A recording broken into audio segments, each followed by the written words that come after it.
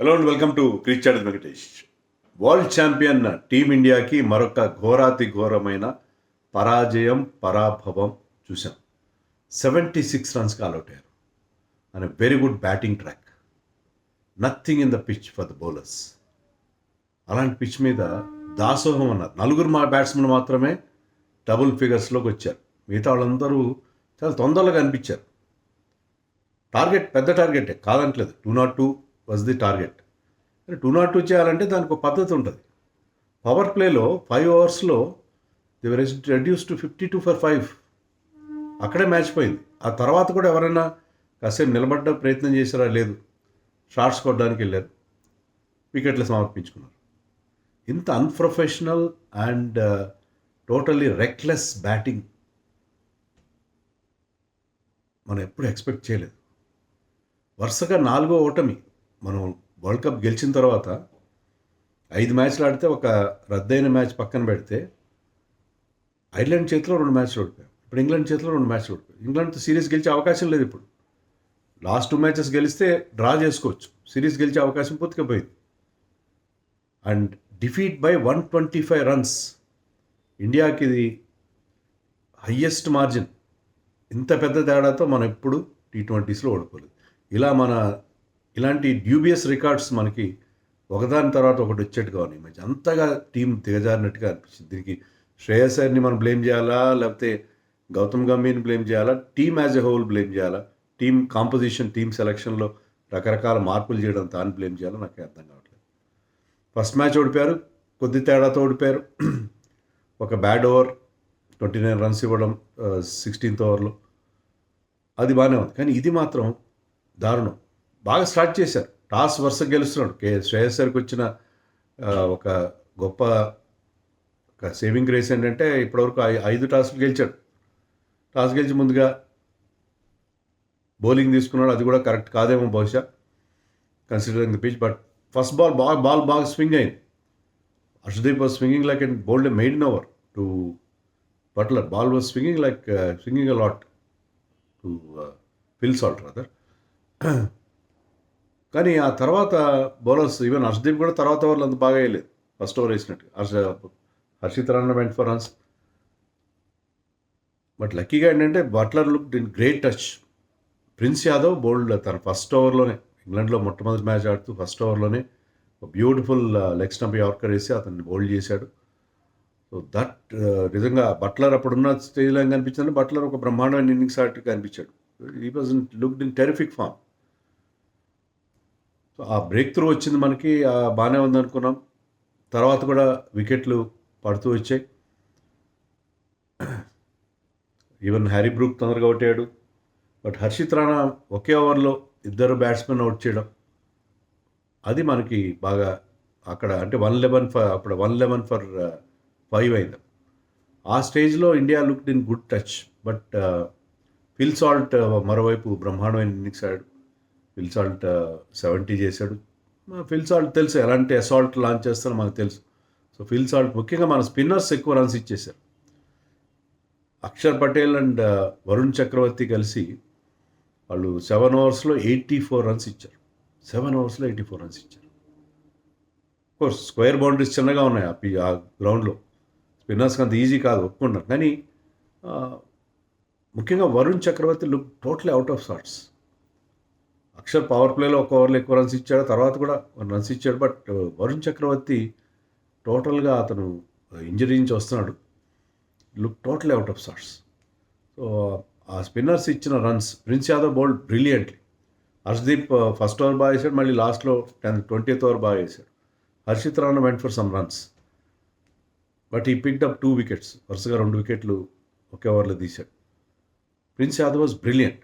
Even 19th over కూడా చాలా గొప్పగా వేశాడు. అండ్ అతనికి హ్యారీ బ్రూక్ వికెట్ కూడా వచ్చింది. సో ఇనిషియల్ బ్రేక్ త్రూస్ అతనే ఇచ్చాడు. Prince Yadav was very very impress. ఒక క్యాచ్ కూడా డ్రాప్ అయింది, హర్షిత్ రాణా డ్రాప్ చేసి, లేకపోతే 3 వికెట్లు వచ్చిండే. ఏదైనా ఈ మ్యాచ్లో ఒక బ్రైట్ స్పాట్ ఉందనుకుంటే అది ప్రిన్స్ యాదవ్ బౌలింగ్ ఒక్కటే. It was the best bowler for India. 4 ఓవర్స్లో 30 runs ఇచ్చి 2 వికెట్స్ తీశాడు. ఒక వికెట్ మిస్ అయింది. కానీ మిగతా అంతా కూడా వెరీ వెరీ ఆర్డినరీ. ఫీల్డింగ్ క్యాచ్లు బాగానే పట్టారు, బాగానే ఉంది. బట్ రన్అట్స్ మిస్ చేశారు. గ్రౌండ్ ఫీల్డింగ్ అంత గొప్పగా లేదు, రన్అట్స్ మిస్ చేశారు. సో ఓవరాల్గా ఇంగ్లాండ్ ముఖ్యంగా శామ్ కరన్ ఒక 40 చేశాడు చివరిలో. వికెట్లు పడుతూ ఉన్నా కూడా England manage to score 201. But 201 ఆ పిచ్ మీద చేంజ్ చేయకుండా అనిపించింది. India started off brilliantly. Vaibhav 2 సిక్స్లు కొట్టాడు. Looked in good touch and even Abhishek started off with good 6. కానీ అభిషేక్ ఏంటంటే మరొక పెద్ద షాట్ కొట్టే ప్రయత్నంలో అవుట్ అయిపోయాడు. అండ్ వైభవ్ సూర్యవంశీకి స్ట్రైక్ రాలేదు పెద్దగా. ఇషాన్ కిషన్ కూడా వచ్చి అతను స్ట్రైక్ అతని దగ్గర పెట్టుకున్నాడు. వైభవ్ 2 సిక్స్లు కొట్టాడు, బాగానే ఉంది. కానీ జోఫ్రా ఆర్చర్ అతని Rajasthan Royals teammate well directed short pitch delivery వేశాడు ఆన్ ది లెగ్ స్టంప్.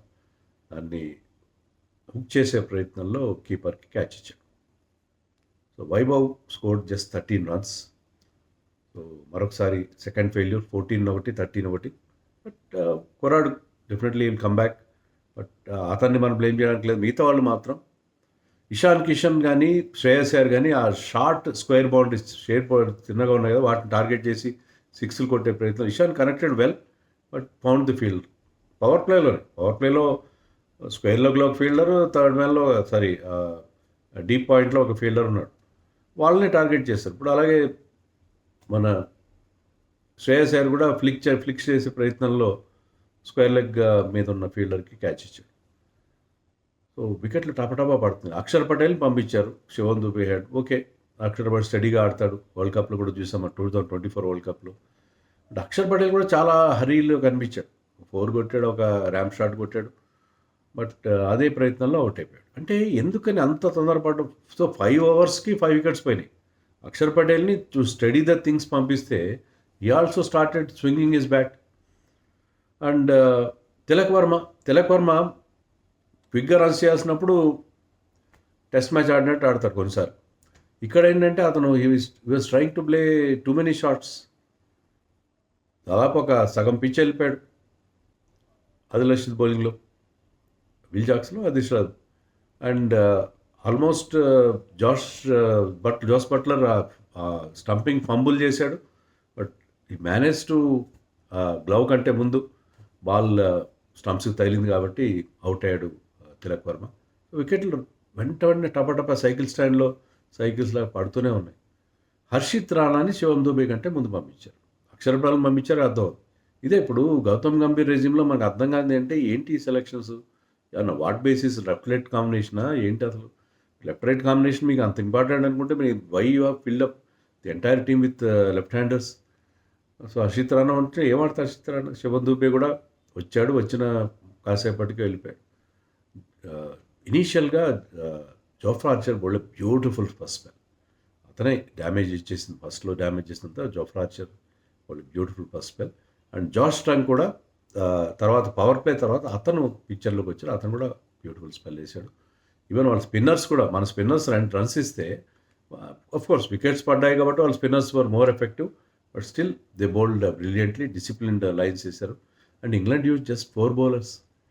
వాళ్ళ regular bowlers Sam Curran use చేయలేదు వాళ్ళు, తర్వాత డాసన్ని కూడా యూజ్ చేయలేదు. So Will Jacks and Rashid and ఇద్దరు న్యూ బాల్ బౌలర్స్ మాత్రమే చేశారు. 11.4 ఓవర్స్లో ఇండియా ఆల్అౌట్ అయిపోయింది. ఇంత దారుణంగా ఎలా బ్యాటింగ్ చేశారో నాకైతే అర్థం కాలేదు. సో పిచ్ ఏమైనా మారిపోయిందా? 20 ఓవర్స్లో ఎలా పిచ్ మారుతుంది? వాళ్ళు 201 కొట్టిన పిచ్ మీద ఈ manage just 76 runs, one of India's lowest scores in T20s and biggest margin 125 runs తేడాతో ఓడిపోయారు. ఎవ్వరు కూడా నిలబడే ఉద్దేశం కానీ, అంటే నిలబడడం అంటే రన్స్ కొట్టాలి, బట్ యూ టేక్ టైం, గేమ్ని కాస్త డీప్గా తీసుకెళ్ళి అప్పుడు ట్రై చేయండి. అలా కాకుండా రావడం, బ్యాట్ ఊపడం, అవుట్ అవ్వడం, పేలింగ్కి వెళ్ళిపోవడం. ఇంత అన్ప్రొఫెషనల్గా ఎలా ఆడతారో నాకైతే ఏమాత్రం అర్థం కాలేదు. స్టిల్ యాక్చువల్గా ఇప్పుడు వీడియో చేసే ఉద్దేశం లేను నేను. ఒక 4-5 వికెట్లు పడిన తర్వాత కాసేపు నిద్ర వస్తుంది పడుకుందాం అనుకున్నాను, కానీ నిద్ర కూడా పట్టిన పరిస్థితి కనిపించింది. అలా వికెట్లు అలా టపటప పడుతుంటే. సో వీడియో చేసే లేట్ అయినా సరే వీడియో చేసే పడుకుందాం అని చెప్పి చేస్తున్నాను. But totally disappointed. మీరు కూడా షాక్ గురై ఉంటారు. ఏంటి ఇదేంటి పరాజయాలు రొంపి ఏంటి, ఎందుకని, what is going wrong? Team సెలక్షన్లో విచిత్రాలు ఏంటి, ఇక్కడ వరుసగా మ్యాచ్లు ఓడిపోవడం ఏంటి? Something definitely wrong with Indian cricket at present. మరి దీని గురించి మీరు అనుకుంటున్నారో కామెంట్స్లో చెప్పండి.